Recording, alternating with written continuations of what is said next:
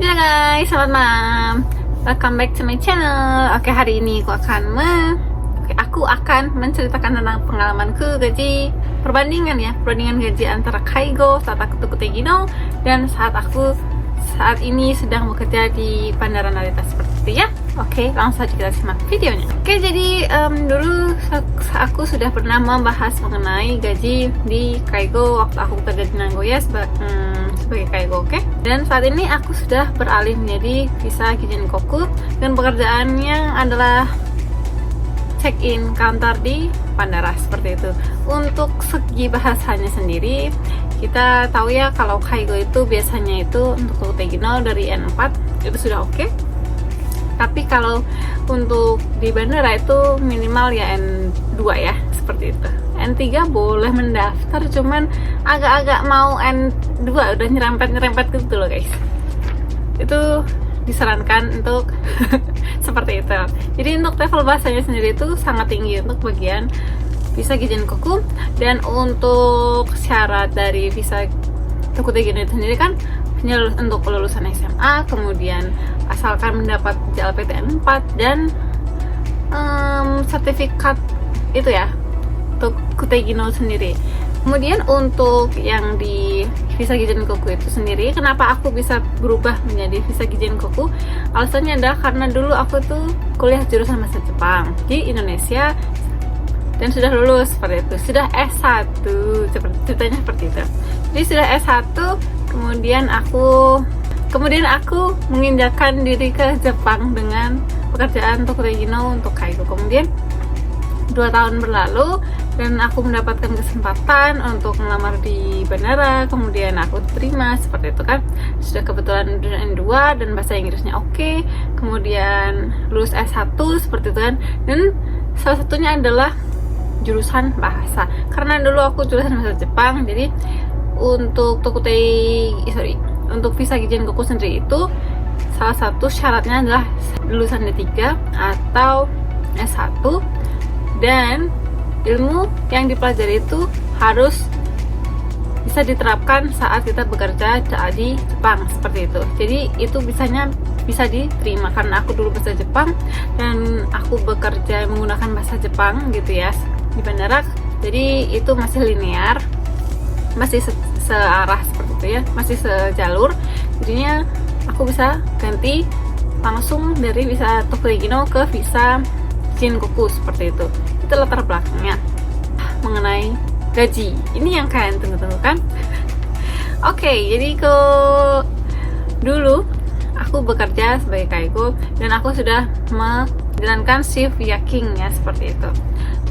Oke, kita langsung saja lihat untuk detail gajinya. Di sini kita lihat untuk yang aku ambil ini yang sudah ikut shift malam ya, seperti itu. Jadi hari kerjanya 21 hari, kemudian jam kerjanya 168 jam dan sebagainya 00 itu sampai geser ke jam Sangyo, jam lemburnya 1,5 jam, bla bla. Kemudian jumlah shift malam aku 5 kali ini ya, seperti itu.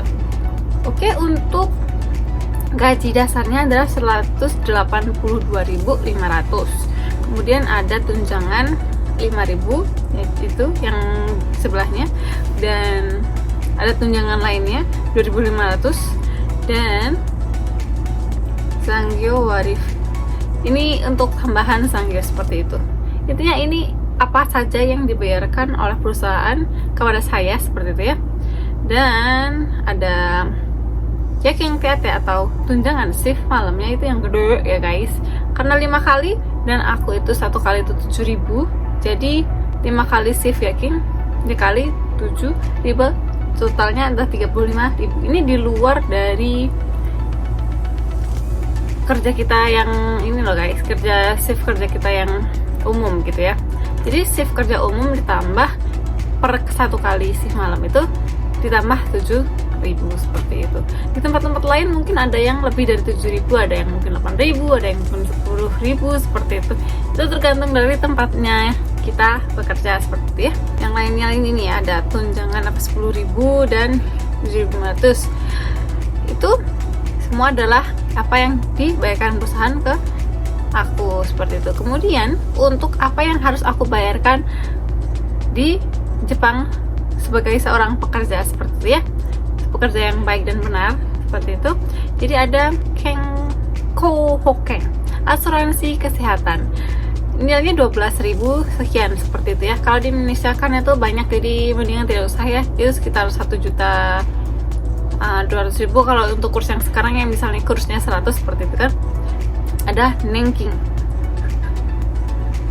Nenking kita itu setiap bulan itu bayar Nenking 2 juta, yaitu kalau misalnya untuk yang untuk yang Tokutei atau yang Kenshusei itu yang biasanya 3 tahun kemudian pulang, mereka terus ingin mencairkan uang dan mendapatkan dana, itu mereka itu sebenarnya bayar gitu loh guys. Jadi mereka tidak cuma-cuma mendapatkan apa itu uang yang misalkan kalian dengar berapa puluh juta gitu kan, itu adalah uang yang mereka telah bayarkan selama mereka bekerja di Jepang, dikalikan 3 tahun seperti itu. Misalkan ini 2 juta ya, mungkin tidak bisa dicarikan 100%, cuman misalkan 50% nih, jadi kan 1 juta dikali 12 juta dikali 3 berapa tuh, 36 juta misalkan segitu ya. Aku juga kurang paham, cuman biasanya kan mereka mendapatkan berapa puluh juta, mereka tuh mencairkan Nenking guys, mereka bayar. Ada Shakai Hoken atau asuransi sosial 35.000 atau 3.500.000 seperti itu ya.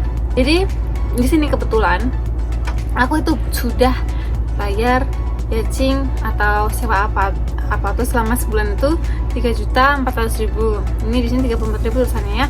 Kemudian di sini ada biaya listrik, gas, karena aku pakainya gas yang kompor listrik seperti itu ya. Jadi termasuk dengki, termasuk listrik itu cuma 600.000 sekian. Kenapa aku bilang cuman? Karena kalian akan tahu yang selanjutnya saat aku bekerja di sini, oke? Kita lihat untuk penjumlahannya. Aku dibayar itu totalnya 244.596. Nah, di sini itu adalah sekitar mungkin 24 juta sekian gitu ya.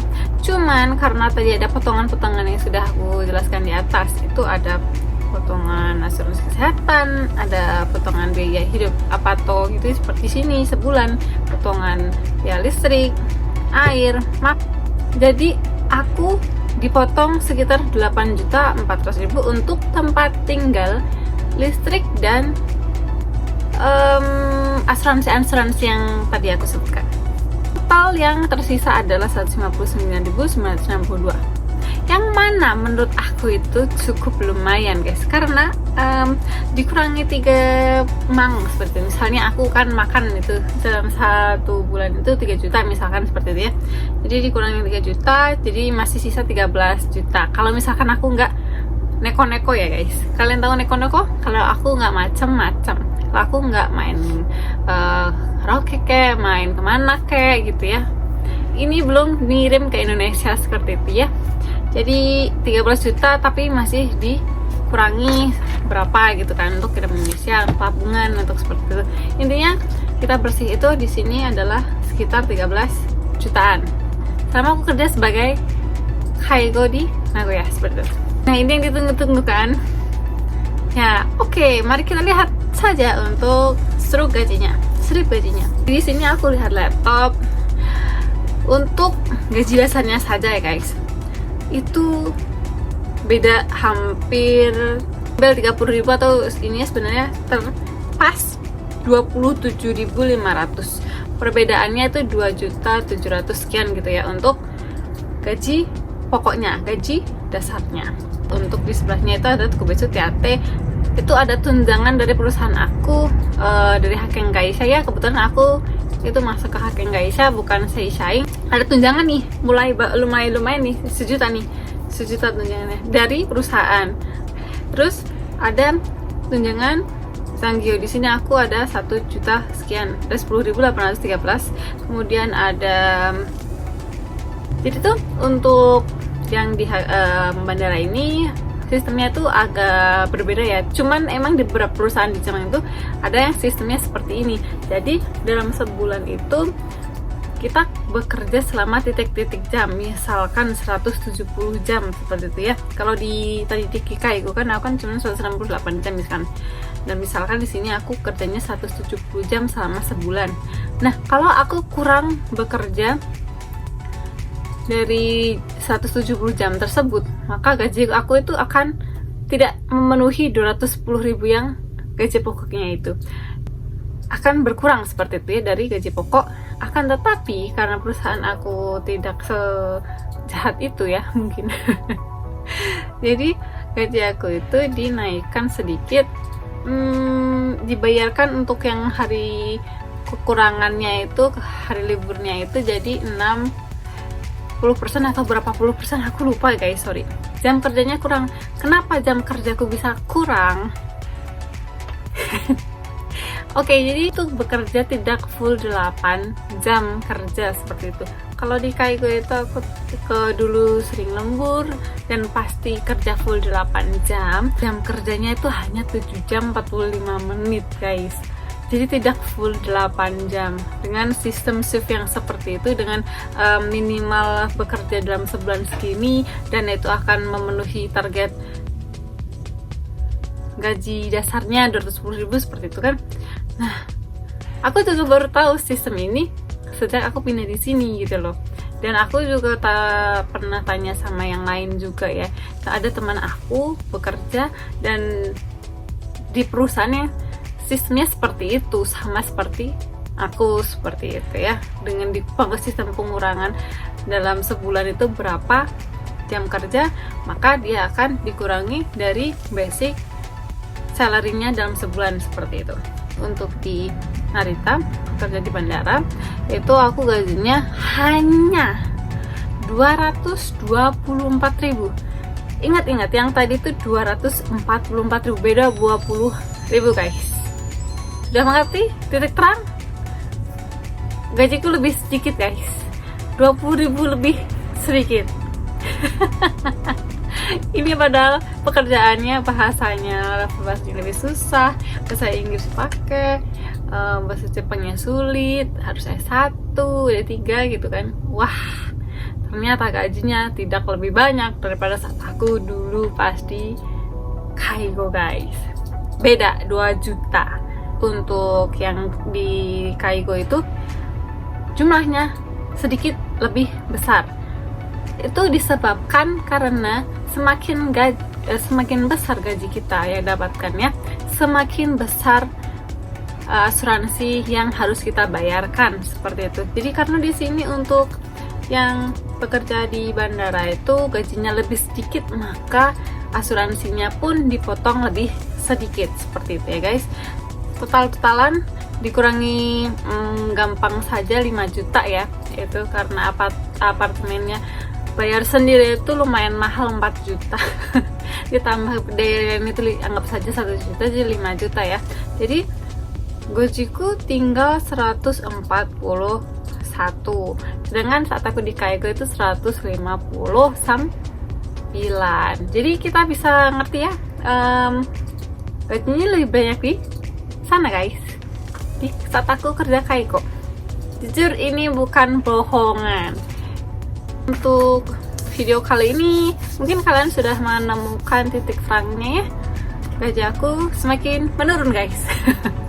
Dan salah satu syarat aku mendapatkan bonus di pekerjaan aku saat ini adalah harus N1 ya kan. Oke, jadi kan aku belum N1, jadi kalau bisa ini nanti bulan Juli, sebelum Juni, jadi aku harus ikut tes JPT lagi karena kemarin aku gagal di JLPT 2024 bulan Desember. Oke guys, jadi saran aku ya ketika kalian memilih pekerjaan di Jepang itu, kalian benar-benar lihat itu yang namanya Keiyakushunya. Kemudian kalau sudah dilihat itu, kalian range jumlahkan, lihat berapa total gaji kalian yang bersih. Itu akan menjadi landasan kalian dalam bersemangat melakukan pekerjaan. Jadi guys, untuk kalian yang kaya itu tenang saja, gaji kalian itu lumayan sekali guys. Jangan risau, jangan berkecil hati karena memang awalnya itu sulit. Jadi segini aja untuk video kali ini, agak cukup panjang ya. Terima kasih dan see you next video.